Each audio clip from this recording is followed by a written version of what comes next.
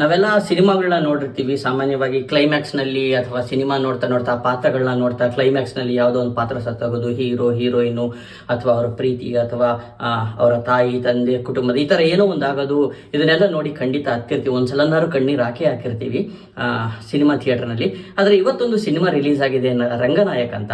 ಈ ಸಿನಿಮಾದ ಸ್ಪೆಷಾಲಿಟಿ ಏನಪ್ಪ ಅಂದರೆ, ಸಿನಿಮಾ ಸ್ಟಾರ್ಟ್ ಆಗುತ್ತೆ, ಕಣ್ಣೀರು ಹಾಕಲ್ಲ.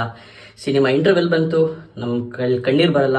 ಸಿನಿಮಾ ಮುಗಿದೋಗುತ್ತೆ, ಶುಭಮ್ ಅಂತ ಬರುತ್ತೆ, ಕಣ್ಣೀರು ಬರಲ್ಲ. ಸಿನಿಮಾ ಮುಗ್ದೇ ಹೋಗುತ್ತೆ, ಆಮೇಲೆ ಟೈಟ್ಲ್ ಕಾರ್ಡ್ ಸ್ಟಾರ್ಟ್ ಆಗುತ್ತೆ. ನೋಡಿ ಸರ್, ಟೈಟ್ಲ್ ಕಾರ್ಡ್ ಬರ್ತಾ ಇರುತ್ತೆ. ಏನು ನಾವು ಹೆಸರುಗಳು ನೋಡ್ಸೋದು ಅಂತ ಏನಂತೀವಿ ಮಾಮೂಲಿ ನಮ್ಮ ಕಾಮನ್ ಲ್ಯಾಂಗ್ವೇಜಲ್ಲಿ, ಟೈಟ್ಲ್ ಕಾರ್ಡ್ ನೋಡ್ತಾ ಜನ ಅಳೋದಕ್ಕೆ ಸ್ಟಾರ್ಟ್ ಮಾಡ್ತಾರೆ. ದ ಎಂಟೈರ್ ಥಿಯೇಟರ್ ಅಲ್ಲಿ ಇರೋ ಪ್ರತಿಯೊಬ್ಬರು ಅಳೋದಕ್ಕೆ ಸ್ಟಾರ್ಟ್ ಮಾಡ್ತಾರೆ. ನೀವು ಯಾವತ್ತಾರು ನೋಡಿದೀರಾ ಟೈಟ್ಲ್ ಕಾರ್ಡ್ನ ನೋಡ್ತಾ ಅಳೋವಂಥದ್ದು ಯಾವತ್ತಾರು ಫೀಲ್ ಮಾಡಿದೀರಾ? ಮಾಡಿಲ್ಲ ಅನ್ನೋದಾದ್ರೆ ಖಂಡಿತ ರಂಗನಾಯಕನ ನೋಡಿ. ಕಾರಣ ಇಷ್ಟೇ, ಇದರಲ್ಲಿ ಆ ಟೈಟ್ಲ್ ಕಾರ್ಡ್ ಅಲ್ಲಿ ನೋಡ್ತಾ ನಮಗೆ ಗೊತ್ತಾಗೋದೇನಂದ್ರೆ, ಈ ಸಿನಿಮಾದಲ್ಲಿ ಒಂದು ಪಾತ್ರ ಅಥವಾ ಒಂದು ಪಾತ್ರಕ್ಕೆ ಮೋಸ ಆಗತ್ತೆ. ಆ ಪಾತ್ರ ಯಾರಿಗೆ ಮೋಸ ಆಗತ್ತೆ ಅಂದ್ರೆ ಕನ್ನಡಕ್ಕೆ. ಚರಿತ್ರೆಯಲ್ಲಿ ಇತಿಹಾಸದಲ್ಲಿ ಕನ್ನಡಿಗರು ದಾಖಲಿಸಬಹುದಾಗಿದ್ದಂತಹ ಒಂದು ದೊಡ್ಡ ಇತಿಹಾಸ, ಕನ್ನಡಿಗರ ಹೆಸರಿನಲ್ಲಿ ಒಂದು ಇತಿಹಾಸ ಸೃಷ್ಟಿಯಾಗಬೇಕಿತ್ತು. ಆ ಇತಿಹಾಸ ಸತ್ತೋಗುತ್ತೆ. ಕನ್ನಡಿಗರ ಮೇಲೆ ಇದಕ್ಕೆ ಮುಂಚೆಯಿಂದ ತುಂಬಾ ವರ್ಷಗಳಿಂದಲೂ ಅನ್ಯಾಯ ಆಗ್ತಾ ಇದೆ. ನಾವು ಹೇಳ್ತೀವಿ ನದಿ ವಿಚಾರ, ಗಡಿ ವಿಚಾರ, ಅದು ಇದು ಅಂತ ಹೇಳ್ಬಿಟ್ಟು. ಇವತ್ತಿಂದಲ್ಲ, 100 ವರ್ಷಗಳಿಂದನೂ ಆಗ್ತಾ ಇದೆ ಅಂತಕ್ಕಂಥದ್ದು ತುಂಬಾ ಸೂಕ್ಷ್ಮವಾಗಿ ನೋಡಿಸಿದ್ದಾರೆ. ಹಾಗಾದ್ರೆ ಈ ಸಿನಿಮಾ ಏನು, ಇದರಲ್ಲಿ ಏನೇನಿದೆ, ಏನಾಗತ್ತೆ ಅನ್ನೋದನ್ನ ಕಂಪ್ಲೀಟ್ ಆಗಿ ಈ ವಿಡಿಯೋದಲ್ಲಿ ಹೇಳ್ತೀವಿ. ಬನ್ನಿ. ಎಲ್ಲರಿಗೂ ನಮಸ್ಕಾರ, ವೆಲ್ಕಮ್ ಟು ಚಿತ್ರೋದ್ಯಮ ಯೂಟ್ಯೂಬ್ ಚಾನಲ್. ಸ್ನೇಹಿತರೆ, ಇನ್ನು ಈ ಸಿನಿಮಾದ ಕತೆ ಏನು ಅಂತ ಹೇಳೋದಕ್ಕೆ ಮುಂಚೆ ಇನ್ನೂ ಒಂದು ವಿಚಾರವನ್ನು ಹೇಳ್ತೀನಿ. ಒಂದು ಸಿನಿಮಾ ನೋಡೋದ್ರಲ್ಲಿ 2 ಆಯಾಮ ಇರುತ್ತೆ. ಒಂದು ಎಂಟರ್ಟೈನ್ಮೆಂಟ್. ಸಾಮಾನ್ಯ ಗುರುಪ್ರಸಾದ್ ಜಗ್ಗೇಶ್ ಅವ್ರ ಸಿನಿಮಾ ಅಂದರೆ ನಾವು ಈಗಾಗಲೇ ಮಠ ಮತ್ತು ಎದ್ದೇಳು ಮಂಜುನಾಥ ನೋಡಿದ್ದೀವಿ. ಆ ರೀತಿ ಎಂಟರ್ಟೈನ್ಮೆಂಟ್ ಇರುತ್ತೆ. ಇದೊಂದು entertainment cinema, comedy cinema, dialogues ಇರುತ್ತೆ ಅಂದುಕೊಂಡು ಹೋಗೋದಾದರೆ ಇದು ಅಂತಹ ಸಿನಿಮಾ ಅಲ್ಲ. ಇದು ಕಂಟೆಂಟ್ ಇರತಕ್ಕಂಥ ಸಿನಿಮಾ, ರಿಸರ್ಚ್ ಇರತಕ್ಕಂಥ ಸಿನಿಮಾ. ಅಂದರೆ 1911ರಲ್ಲಿ ಲುಂಬಿನಿ ಬ್ರದರ್ಸ್ ಅನ್ನೋರು ಮೊಟ್ಟ ಮೊದಲ ಬಾರಿಗೆ ಬಾಂಬೆಯಲ್ಲಿ, ಇದು ಅಂದರೆ ನಡೆದಿರ್ತಕ್ಕಂಥ ಸಿನಿಮಾದ ಹಿಸ್ಟ್ರಿ, ಸಿನಿಮಾ ಹೇಗೆ ಬಂತು ಅಂತ, ಬಾಂಬೆನ ಒಂದು ಹೋಟೆಲ್ನಲ್ಲಿ ಮೊಟ್ಟ ಮೊದಲ ಬಾರಿಗೆ ಸಿನಿಮಾದ ಪ್ರದರ್ಶನ ಮಾಡ್ತಾರೆ. ಅವಾಗಿನ ಸಿನಿಮಾ ಅಂದರೆ ಏನು ಅಂತ ಜನಗಳು ಗೊತ್ತಿರಲಿಲ್ಲ. ಅದನ್ನು ನೋಡಿದಂತಹ ಕರ್ನಾಟಕದ ಪದ್ಮನಾಭ ಶರ್ಮಾ ಅನ್ನತಕ್ಕಂತಹ ಒಬ್ಬ ವ್ಯಕ್ತಿ, ನಾವು ಕನ್ನಡದಲ್ಲಿ ಯಾಕೆ ಮಾಡಬಾರ್ದು, ಭಾರತದಲ್ಲಿ ಇದುವರೆಗೂ ಸಿನಿಮಾ ಮಾಡೇ ಇಲ್ಲ, ಮೊಟ್ಟ ಮೊದಲ ಬಾರಿಗೆ ಭಾರತದಲ್ಲಿ ಕನ್ನಡದಲ್ಲಿ ನಾವ್ಯಾಕೆ ಮಾಡಬಾರ್ದು ಅನ್ನುವಂತಹ ಒಂದು ಯೋಚನೆಯನ್ನು ಹಾಕ್ಕೊಳ್ತಾರೆ. ಆ ಒಂದು ಪಾತ್ರನೇ ಗುರುಪ್ರಸಾದ್. ಪದ್ಮನಾಭ ಶರ್ಮಾ 1911ರಲ್ಲಿ ಯೋಚನೆ ಮಾಡ್ತಾರೆ. ಆ ಸಿನಿಮಾ ಮಾಡೋದಕ್ಕೋಸ್ಕರ ಅವ್ರು ಎಷ್ಟು ಕಷ್ಟಪಡ್ತಾರೆ. ಆ ಕಾಲದಲ್ಲಿ ಇದ್ದಿದ್ದು ಹಣ ಒಡವೆ ಎಲ್ಲ ಇದು ಮಾಡಿ ಇದಾಗುತ್ತೆ. ಕಡೆಗೆ ಅದರಿಂದ ಅವರ ಇಡೀ ಫ್ಯಾಮಿಲಿ ಬೀದಿಗೆ ಬರೋದಿರಲಿ ಸತ್ತೇ ಹೋಗ್ತಾರೆ. ಅದು ಹೇಗೆ ಅಂತ ನೀವು ಸಿನಿಮಾ ನೋಡಿ. ಇದು ಅಂದರೆ ಆ ಕಾಲದಲ್ಲಿ ಆ ಸಿನಿಮಾ ತೆಗೆಯೋದಕ್ಕೆ ಒಬ್ಬ ಡೈರೆಕ್ಟರ್ ಎಷ್ಟು ಕಷ್ಟಪಟ್ಟ ಅನ್ನೋದದು. ಆ ಸಿನಿಮಾದ ಕತೆ ಏನಾಗಿತ್ತು, ಆ ಸಿನಿಮಾಗೆ ಹೆಸರು ರಂಗನಾಯಕ ಅಂತ ಇಟ್ಟಿರ್ತಾರೆ. ಆ ಸಿನಿಮಾದ ಕತೆ ಏನಾಗಿತ್ತು ಅಂದರೆ, ಒಬ್ಬ ರಂಗನಾಯಕ ಇರ್ತಾನೆ, ಅವನು ಸಡನ್ ಆಗಿ ಒಂದು ರಾಜ್ಯದ ರಾಜ ಆಗ್ತಾನೆ. ಅದಾದ್ಮೇಲೆ ಏನೇನಾಯಿತು ಅಂತ ಆ ಸಿನಿಮಾದ ಕತೆ ಏನಿತ್ತು ಅದನ್ನು ಜಗ್ಗೇಶ್ ಮೂಲಕ ಹೇಳಿಸಿದ್ದಾರೆ.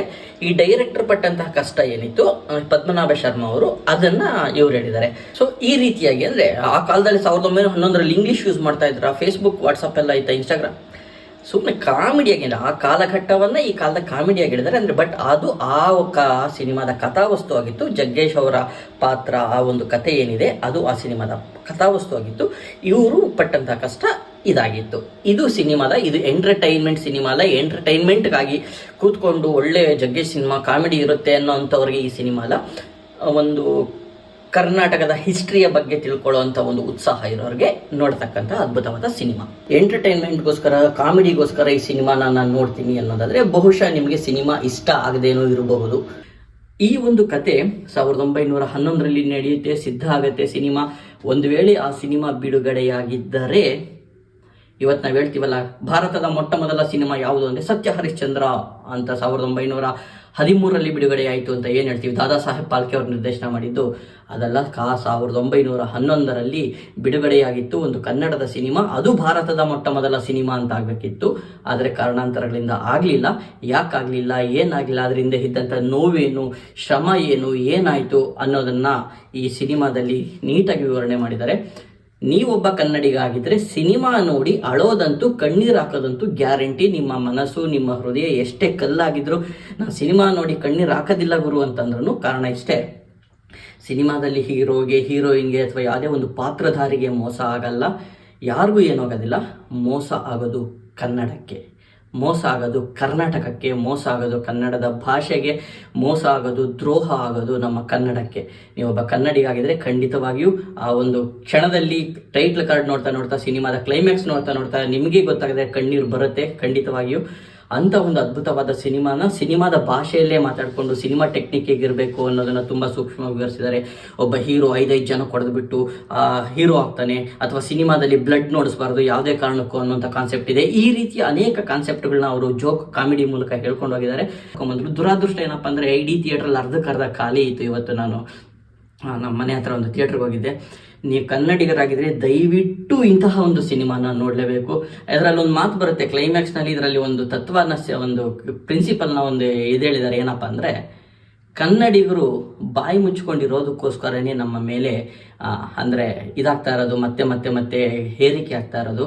ದಯವಿಟ್ಟು ಮಾತಾಡ್ರಪ್ಪ, ನಿಮಗೇನಾದ್ರು ಅನ್ಯಾಯ ಆದಾಗ ಖಂಡಿಸ್ರಪ್ಪ ಅಂತ ಹೇಳ್ಬಿಟ್ಟು ಕನ್ನಡಕ್ಕೋಸ್ಕರ ಹೋರಾಟ ಮಾಡಿದ್ರೆ ಅವ್ರ ಬಗ್ಗೆ ಆಟಾಡ್ಕೊಂಡು ನಗ್ತಿರಲ್ಲ. ಆಗಲಿ ಇವತ್ತು ಕನ್ನಡ ಅಲ್ಪ ಸ್ವಲ್ಪ ಏನಾದರೂ ಉಳಿದಿದೆ ಅಂದರೆ ಇಂಥ ಹೋರಾಟಗಾರರಿಂದ ಕನ್ನಡದ ಬಗ್ಗೆ ಏನಾದರೂ ದ್ರೋಹ ಆದರೆ, ನಮ್ಮ ಮನೆಗೆ ನಾವು ಯಾವ ರೀತಿ ನಮಗೇನಾದ್ರು ದ್ರೋಹ ಆದರೆ ಯಾವ ರೀತಿ ನಾವೊಬ್ಬ ಲಾಯರ್ನ ಇಟ್ಕೊಂಡು ಒಂದು ಕೇಸ್ ಹಾಕ್ತೀವಿ, ಅದೇ ಥರ ಕನ್ನಡಕ್ಕೆ ಏನಾದರೂ ಆದರೆ ದಯವಿಟ್ಟು ಮಾತಾಡ್ರಿ, ಅದಕ್ಕೆ ಒಂದು ರೆಸ್ಪಾಂಡ್ ಕೊಡ್ರಿ, ಒಂದು ಟ್ವೀಟ್ ಮಾಡ್ರಿ. ನಾವು ಮಾತಾಡೋದ್ರಿಂದ ಕನ್ನಡ ಉಳಿಯುತ್ತೆ. ನಿರಂತರವಾಗಿ ನಮ್ಮ ಮೇಲೆ ಅನ್ಯಾಯ ಆಗ್ತಾ ಬರ್ತಿದೆ, ಇನ್ಮುಂದೆ ಇದು ಬೇಡ, ಇದನ್ನು ಇಲ್ಲಿಗೆ ನಿಲ್ಲಿಸೋಣ ಅನ್ನುವಂತಹ ಒಂದು ಅದ್ಭುತವಾದಂತಹ ಸಂದೇಶವನ್ನು ಸಿನಿಮಾದಲ್ಲಿ ಕೊಟ್ಟಿದ್ದಾರೆ. ಸಿನಿಮಾದ ಕತೆ, ಕಥಾವಸ್ತು, ಮ್ಯೂಸಿಕ್ ಅನ್ನಿಪ್ಸಿಳಿ ನಮಗೆಲ್ಲ ಗೊತ್ತಿರೋ ಹಾಗೇನೆ ಇದರ ಬಗ್ಗೆ ಏನೂ ಮಾತಾಡೋದಕ್ಕೆಲ್ಲ, ಯಾಕಂದರೆ ಸಂಪೂರ್ಣವಾಗಿ ಭಾವೋದ್ವೇಗಕ್ಕೆ ಒಳಗಾಗೋದಂತೂ ಖಂಡಿತ ಈ ಸಿನಿಮಾ ಅದನ್ನು ನಿಮ್ಗೆ ಕಾಡುತ್ತೆ. ಮಾತಾಡೋದಕ್ಕೂ ಆಗಲ್ಲ, ಆದರೂ ರಿವ್ಯೂ ಮಾಡಬೇಕು ಅನ್ನುವಂಥ ಒಂದು ಉದ್ದೇಶಕ್ಕೋಸ್ಕರ ಇಂಥ ಒಂದು ಒಳ್ಳೆಯ ಸಿನಿಮಾನ ಪ್ರತಿಯೊಬ್ಬರಿಗೂ ತಲುಪಿಸ್ಬೇಕು. ಗುರುಪ್ರಸಾದ್ ಅವರ ಈ ಒಂದು ಪ್ರಯತ್ನಕ್ಕೆ ಅವ್ರಿಗೆ ಈ ಸಲ 100% ಇದಕ್ಕೆ ರಾಷ್ಟ್ರ ಪ್ರಶಸ್ತಿ ಬರಲೇಬೇಕು. ಪ್ರಶಸ್ತಿಗೆ ಅರ್ಹವಾದಂತಹ ಒಂದು ಅದ್ಭುತವಾದಂತಹ ಸಿನಿಮಾವನ್ನು ಗುರುಪ್ರಸಾದ್ ಕೊಟ್ಟಿದ್ದಾರೆ. ಯಾವುದೇ ರೀತಿಯ ಕೆಟ್ಟ ಮುಜುಗರ ತರುವಂತಹ ಸನ್ನಿವೇಶಗಳು ಇನ್ನೊಂದು ಮತ್ತೊಂದು ಇಲ್ಲ. ಕನ್ನಡಿಗರ ಸಾಧನೆಯನ್ನ ಇತಿಹಾಸದಲ್ಲಿ ದಾಖಲಾಗಬಹುದಾದಂತಹ ಒಂದು ಇತಿಹಾಸವನ್ನ ಕಾಲು ಕೆಳಗಡೆ ಹಾಕಿ ಹೊಸಕಾಕಿ ಅನ್ಯ ಭಾಷಿಕರು ಯಾವ ರೀತಿ ಅನ್ಯಾಯ ಮಾಡಿದ್ರು ಅನ್ನೋದನ್ನ ಈ ಸಿನಿಮಾದಲ್ಲಿ ತೋರಿಸಿ. 100 ರೂಪಾಯಿ ನೀವು ಕನ್ನಡಗೋಸ್ಕರ ಖರ್ಚು ಮಾಡೋದಕ್ಕಾಗೋದಿಲ್ಲ ಸ್ವಾಮಿ. ದಯವಿಟ್ಟು ಇವತ್ತೇ ಹೋಗಿ. ನಾಳೆ ಶನಿವಾರ ಭಾನುವಾರ ರಜಾ ಇದೆ, ವೀಕೆಂಡ್ ಇದೆ. ಈ ಶನಿವಾರ ಭಾನುವಾರ ರಂಗನಾಯಕದ ನಾನು ಸಿನಿಮಾ ಪ್ರಮೋಷನ್ ಮಾಡ್ತಾ ಇಲ್ಲ, ಬಟ್ ಇದ್ದಿದ್ದನ್ನ ಇದ್ದಾಗ ಹೇಳ್ತಾ ಇದ್ದೀನಿ. ಒಬ್ಬ ಕನ್ನಡಿಗರಾಗಿ ಇದು ನಮ್ಮ ಕರ್ತವ್ಯ. ಪ್ರತಿಯೊಬ್ಬ ಕನ್ನಡಿಗರು ನೋಡಬೇಕಾದಂಥ ಸಿನಿಮಾ ಥಿಯೇಟರ್ ನೋಡಿ ಬಂದ ಮೇಲೆ ನೀವೇ ಹೇಳ್ತೀರಾ, ನೀವೇ ಇದಕ್ಕೆ ಕಮೆಂಟ್ ಕೂಡ ಹಾಕ್ತೀರಾ. ಖಂಡಿತವಾಗಿಯೂ ಮತ್ತೆ ಕನ್ನಡಕ್ಕೆ ಅನ್ಯಾಯ ಆಗೋಕೆ ಬಿಡಬೇಡಿ. ಕನ್ನಡಕ್ಕಿಂತ ಮುಂದೆ ಏನಾದರೂ ಅನ್ಯಾಯ ಆದರೆ ಮಾತಾಡಿ, ವಾಯ್ಸ್ ರೈಸ್ ಮಾಡಿ ಅಂತ ಒಂದು ಅದ್ಭುತ ಸಂದೇಶವನ್ನು ಕೊಟ್ಟಿದ್ದಾರೆ ಗುರುಪ್ರಸಾದ್ ಅವರು. ಮತ್ತು ಇಡೀ ಚಿತ್ರತಂಡಕ್ಕೆ, ಮತ್ತು ಜಗ್ಗೇಶ್ ಅವರಿಗೆ, ಇಡೀ ಚಿತ್ರತಂಡಕ್ಕೆ ನಮ್ಮ ಚಿತ್ರೋದ್ಯಮ ತಂಡದಿಂದ ಶುಭಾಶಯಗಳು. ಸಿನಿಮಾನ ಮಿಸ್ ಇಲ್ಲದೆ ತಪ್ಪದೆ ನೋಡಿ. ದಯವಿಟ್ಟು 100 ರೂಪಾಯಿನ ಕನ್ನಡ ಸಿನಿಮಾಗೋಸ್ಕರ, ಕನ್ನಡಕ್ಕೋಸ್ಕರ ಇನ್ವೆಸ್ಟ್ ಮಾಡಿ. ಅದ್ಭುತವಾದಂಥ ಸಿನಿಮಾ. ಈ ಸಿನಿಮಾನ ಗೆಲ್ಲಿಸಿ. ಎಲ್ಲರಿಗೂ ನಮಸ್ಕಾರ, ಥ್ಯಾಂಕ್ ಯು. ಮತ್ತಷ್ಟು ವಿಡಿಯೋಗಳಿಗೋಸ್ಕರ, ಒಳ್ಳೆ ಸಿನಿಮಾ ಅಪ್ಡೇಟ್ಗಳಿಗೋಸ್ಕರ, RCB ಅಪ್ಡೇಟ್ಗೋಸ್ಕರ ಚಿತ್ರೋದ್ಯಮ ಚಾನಲ್ನ ಲಿಂಕ್ ಡಿಸ್ಕ್ರಿಪ್ಷನ್ ಇದೆ. ನಮ್ಮ ಚಾನಲ್ನ ಸಬ್ಸ್ಕ್ರೈಬ್ ಮಾಡ್ಕೊಳ್ಳೋದು ಮರಿಬೇಡಿ. Thank you.